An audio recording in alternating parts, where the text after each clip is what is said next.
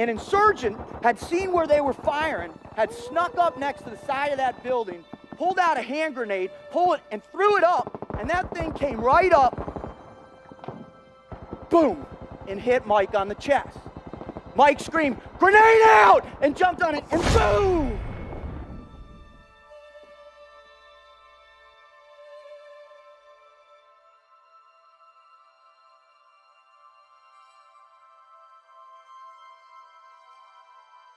What do they teach us about a life well lived? I've noticed that the highest achievers aren't just driven, they're doing jobs so aligned with their passions that they have energy and inspiration to burn.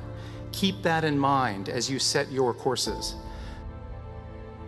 Once you think to yourself, what would you do? Petty Officer Mike Mansour took the entirety of that blast in his face and his chest. Now, because Mike was such a hard individual, he lasted for another 35 minutes before he passed away on the medevac route. Now, the kicker to this story, ladies and gentlemen, okay? Please listen. The kicker to this story is there was a stairwell right next to Mike, right next to him. What we do determine completely is the way we treat the people in our lives. And in my experience, that also has immeasurably greater bearing on how we feel at the close of each day and at the curtain of each year. Within most of us, there's a conscience that's only at peace when we've behaved honorably and compassionately. All he had to do was jump down that stairwell to save his own life, but he didn't. He turned and jumped on the grenade, sacrificing himself so his two brothers could both go home and hug their wives, kiss their children, and fight another day. Now I ask you, does that change your definite commitment a little bit? It has to, right? You can't not hear that story and not start thinking about, well, maybe I'm not defining commitment in the way I need to. Maybe I'm not applying the right energy.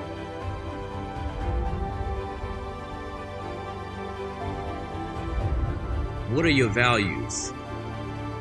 Because a lot of people will tell you what they think success is, but you have to define that for yourself. And once you define that for yourself, you can then begin your true vocation, your God-given purpose. The tightest knots in my stomach come from the realization that I've been unkind, and the highest swells of my spirit come from the conviction that I've been tender and true.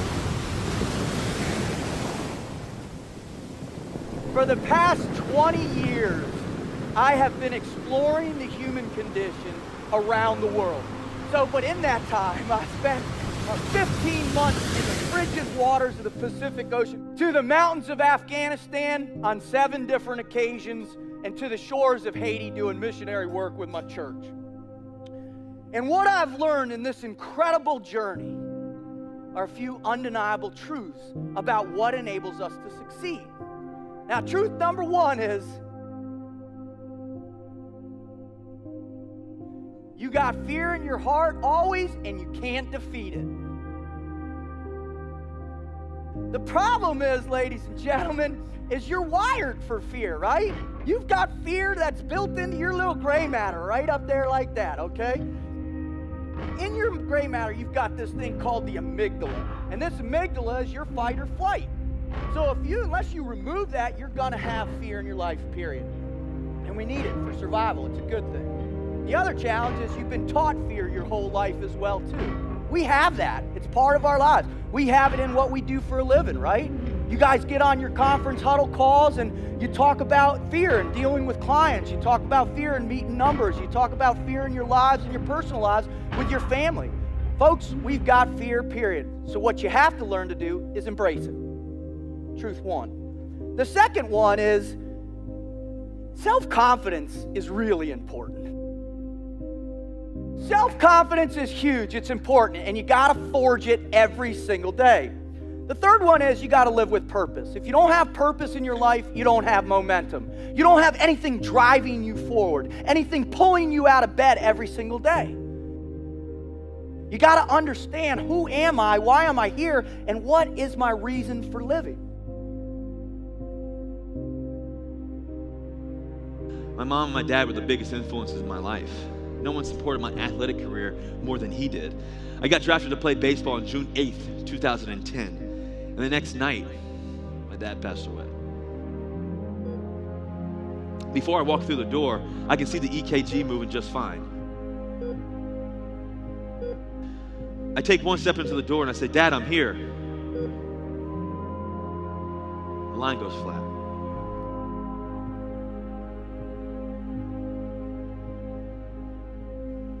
I miss my dad every single day. People have asked me, if I had 5 more minutes with him, what would I say to him? But I wouldn't say anything at all. I'd just hug him. That's what I'd do. Because that's the kind of relationship my dad and I had.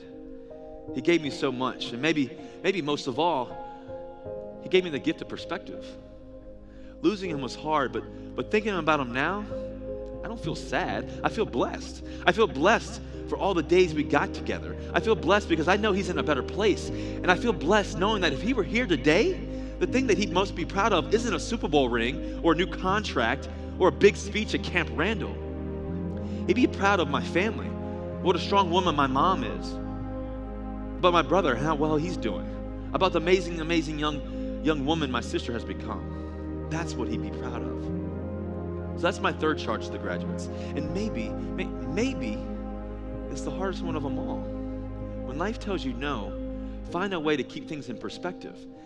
That doesn't make the painful moments any less painful, but it does mean you don't have to live forever in the pain.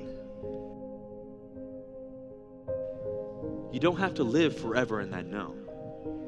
Because if you know what you're capable of, if you're always prepared and you keep things in perspective, then life has a way of turning a no into yes.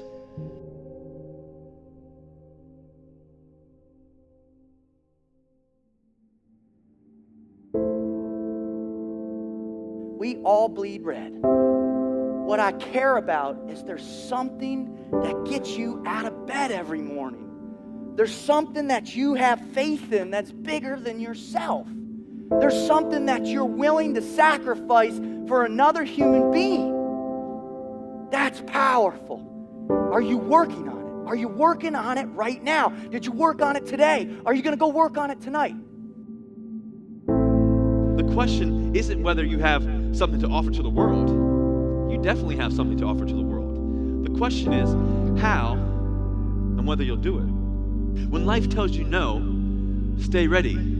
Always be ready.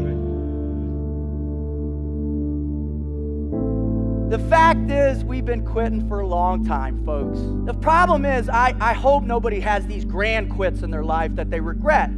But the reality is, we all quit a little bit every day. What you have to start doing is pulling those back a little bit, trimming them away and get rid of them. Whether you want a teammate needs your help, or you're going to be more positive when you interact with them, or they're looking for help and you don't tell them, "Oh, I'm just too busy, I'll get back to you tomorrow." Those are forms of quitting, and that's not commitment to your team. When you think about what's actually important in the world, when you're going out to pursue your vocation, is who are you? Who do you want to be? And who can you help along the way? Asking yourself these questions will only help you to understand what you want to do.